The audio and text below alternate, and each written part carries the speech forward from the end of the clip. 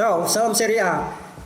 Para pendengar dan para gila bola dari Serie A, ternyata di samping 3 orang yang berhadapan di kamera ini adalah penggila sepak bola Serie A nih. Tentunya apa nih pendukung mana Serie A untuk tim mana? Siapa dulu nih? Ya dari Saya pendukung Personero. Merah hitam. Ya. AC Milan. Ini saya bajunya Genoa tapi saya juga pendukung AC Milan. Kalau saya pendukung yang menang. seru. Saya rasa memang ini kalau Milan dulu waktu jaya-jayanya memang sangat berkembang di Indonesia gitu. Kenapa mesti Milan gitu yang disenangi? Kalau kenapa mesti Milan? Kalau saya jawab di era saya, di zaman saya. Maksudnya saya kan anak yang ibaratnya menjadi remaja itu di zaman 90-an dan 2000-an awal. Pada saat itu Milan memang lagi ada istilahnya tuh yang kayak dream team kedua. Setelah dream team pertama itu yang zamannya Frank Rijkaard, Gullit dan Van Basten. Dan ini ada dream team keduanya lagi dengan angkatannya Shevchenko, Kakak, Inzaghi, Gilardino, Pirlo dan segala macamnya. Jadi pada waktu itu memang di zaman saya itu sudah mengenal sepak bola. Milan itu masuk final UCL itu 3 kali itu dari yang 2003, 2005, 2007, bahkan pas di final 2005 saking saya ngefans sama Milan saya nangis itu. Tragedi Istanbul ya. Jadi pada waktu itu memang bahkan teman-teman yang seumuran dengan saya ini udah rata-rata tuh fans Milan atau setidaknya fans Liga Italia. Ya. Jadi kalau pertanyaannya kenapa Milan, memang pada saat itu tim yang memang layak dibilang tim terbaik dunia pada waktu itu ya memang Milan. Gitu sih Bu. Memang Milan waktu itu, dan kita nggak usah bahas yang sekarang ya Bu. Kita bahas waktu itu ya Milan memang luar biasa. Bukan hanya sekedar pemainnya yang bintang, tapi juga dari kolektivitas timnya, main dari cara mainnya dia itu. Mungkin Italia udah dikenal dengan permainan yang pragmatis. Orang bisa, mungkin orang lain menyebutnya main Italia itu terlalu defense, terlalu build up gitu. Milan itu yang menurut saya itu Milan yang beda mainnya. Makanya dia bisa survive di Eropa, bisa juara gitu loh. Karena memang permainannya itu atraktif, menyerang. Terus juga pemain yang dibeli sama Milan pada zaman itu tuh selalu pas. Walaupun bukan pemain yang bintang banget tapi pas gitu loh. Maksudnya kayak Gilardino ya waktu itu mungkin tidak sementereng Inzaghi atau Sheva, tapi cocok aja, atau Thomasson kita lihat waktu itu cocok gitu loh main di Milan. Iya. Menurut Mas gimana? Mas juga kalau saya justru mendukung Milan tuh nggak direncanakan. Saya sebelumnya malah saya kan pengidola Roberto Baggio awalnya. Roberto Baggio main di Juve. Tapi kemudian ketika Roberto Baggio posisinya digeser oleh Alessandro Del Piero, saya waktu itu sebagai anak-anak ngerasa kecewa aja gitu. Akhirnya pada saat yang bersamaan Milan tampil bagus di Liga Champions, akhirnya saya membelot ke Milan sampai sekarang gitu. Setuju juga Mas, karena di klasmen sementara di tahun ini Mas juga kan Milan kan? Ya. Kalau saya sebenarnya lebih suka sama timnas Italianya Bu. Oh ya gitu. Kalau klub kayak kadang-kadang ya sebenarnya sih memang suka Milan, cuman nggak terlalu yang ngikutin banget. Kalau lagi Milan nggak bagus nggak apa-apa, kita tunggu yang lain ya kan, daripada sakit hati. Kita yang sakit hati nih. Dari dulu emang suka timnas Italia. Malah sebenarnya awal-awal suka bola itu waktu orang tua beli jersey Chelsea dulu. Oh gitu. Tapi orang tua tuh sukanya sama Gianfranco Zola waktu itu. Oh, Franco Zola. Makanya suka sama birunya, terus suka sama timnas Italianya.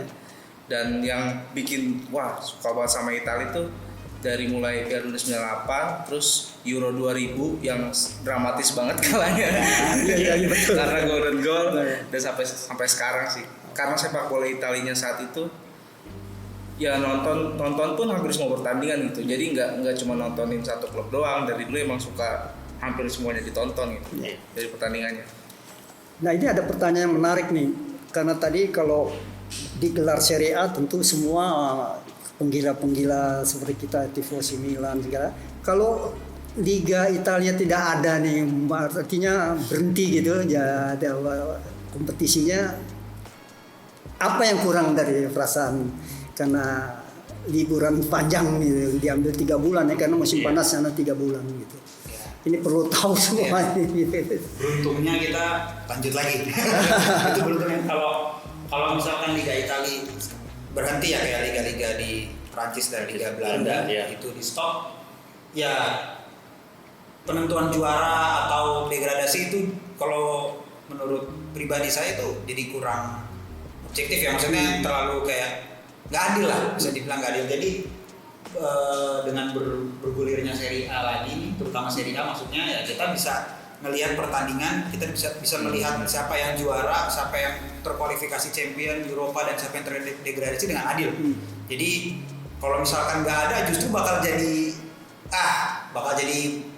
debat kusir, maksudnya bakal orang kayak sebenarnya itu nggak cocok juara atau kayak gimana, ada aja lah makanya itu jadi malah kayak nggak menarik lagi gitu loh justru. Jadi mendingan dilanjut kayak gini walaupun memang kesannya rada maksa ya gitu. Apalagi main 3 hari sekali itu buat pemain ya kasihan banget secara fisik nggak bisa tapi ya beruntung lah kita Serie A masih lanjut dengan skema yang seperti sekarang kita lihat. Jadi kalau nggak ada Serie A tuh rasanya hambar banget karena walaupun Liga Inggris juga cukup menarik, kayak ada yang kurang gitu. Tapi kalau dilihat dari tadi serunya Liga Italia, kalau memang tidak diganggu oleh Covid, dengan adanya Covid gimana? Ya pastinya adanya Covid berpengaruh besar ya. Tapi kan klub-klub itu punya kepentingan juga dalam hal finansial gitu. Jadi supaya finansialnya itu nggak terlalu terpuruk gitu. Dengan diberhentikannya Serie A selama 3 bulan, dan dengan berlanjutnya lagi ya berharap sih finansialnya juga lumayan terbantu gitu, dan klub-klub Serie A tuh bisa memulihkan diri, lalu kemudian mempersiapkan musim depan misalnya dengan beli pemain-pemain yang lebih bagus gitu sehingga Serie A juga jadi terangkat gitu.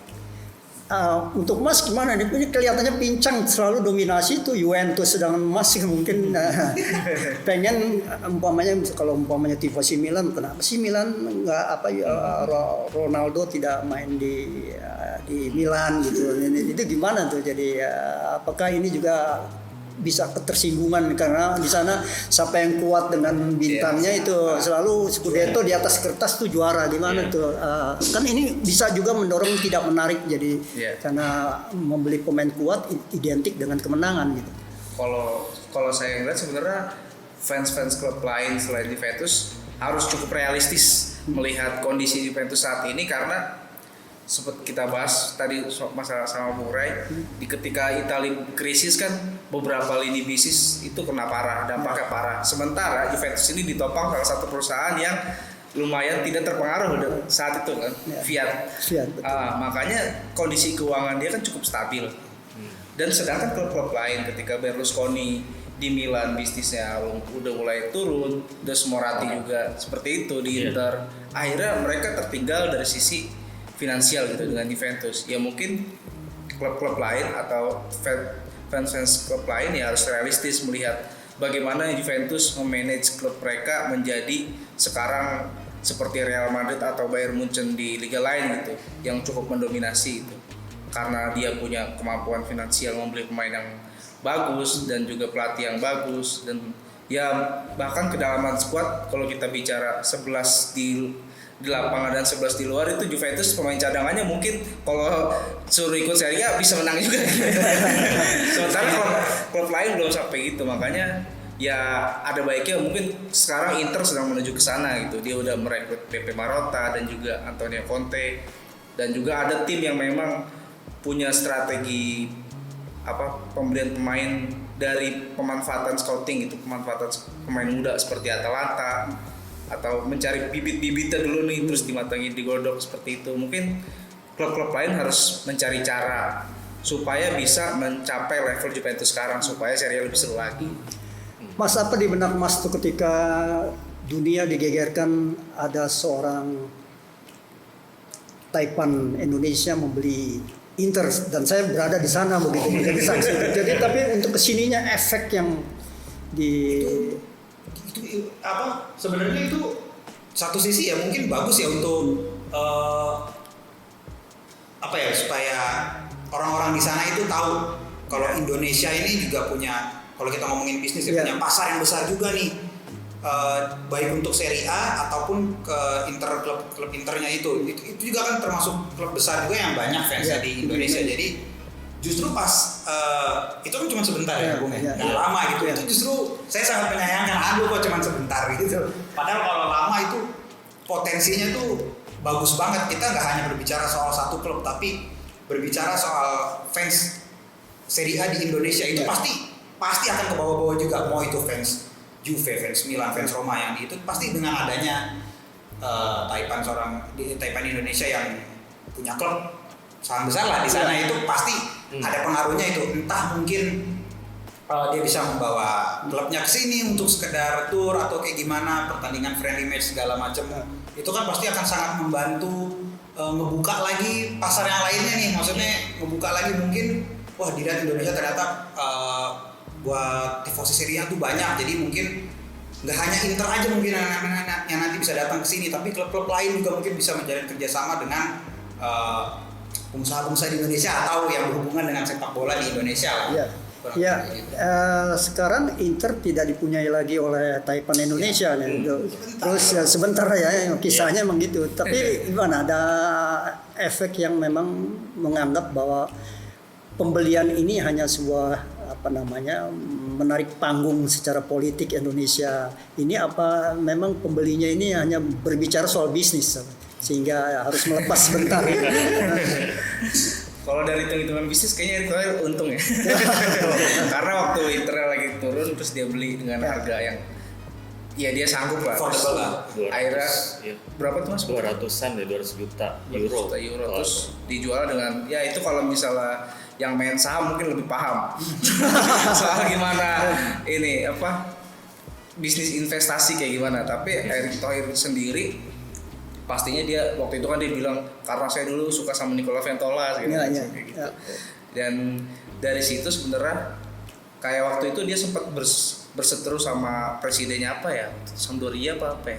Oh, Sampdoria karena Indonesia dibilangnya. Dia bilang Filipina ya. Salah ngomong negara ya. Dia kan padahal di Indonesia. Padahal kalau misalnya pengalaman saya main di media sosial gitu, tifosi sana pun cukup kagum gitu dengan antusias orang Indonesia. Karena waktu itu sempat ada orang Balikpapan atau mana, orang Kalimantan tuh yang semua rumahnya aksesorisnya itu dibikin kayak Inter tuh.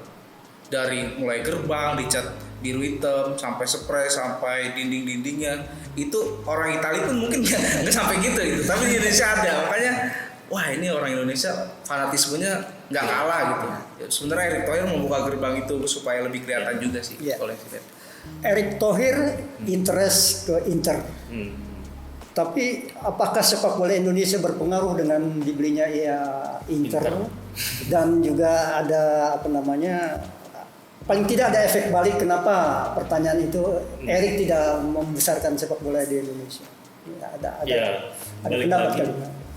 Balik lagi kalau menurut saya sih memang keputusan untuk membeli Inter itu erat kaitannya sama keputusan bisnis sih. Kalau saya ngelihat Inter itu dijadikan Erick Thohir sebagai kayak kendaraan gitu untuk selain mencari keuntungan finansial, tapi sebenarnya dia juga punya niat untuk memperbaiki Internya juga gitu. Karena sebagaimana kita tahu kan pada pengelolaannya Massimo Moratti itu kan kerugian finansial Inter tuh sangat banyak besar gitu. Dan Erick Thohir membereskan itu pada saat dalam waktu singkat, dan ketika dia jual ke pihak lain itu memang Inter langsung bangkit gitu.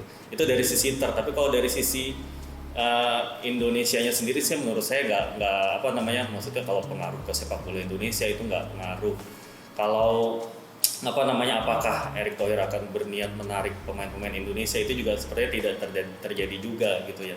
Tapi menurut saya itu memang cukup bagus untuk membawa Indonesia ke panggung dunia, seperti itu aja, kayak image aja bahwa Indonesia itu juga punya ketertarikan di dunia sepak bola Italia gitu. Erick Thohir berada dalam bisnis dengan Inter, tetapi Indonesia pada posisi 171 dalam perkembangan sepak bola. Benar pendapat Anda sendiri.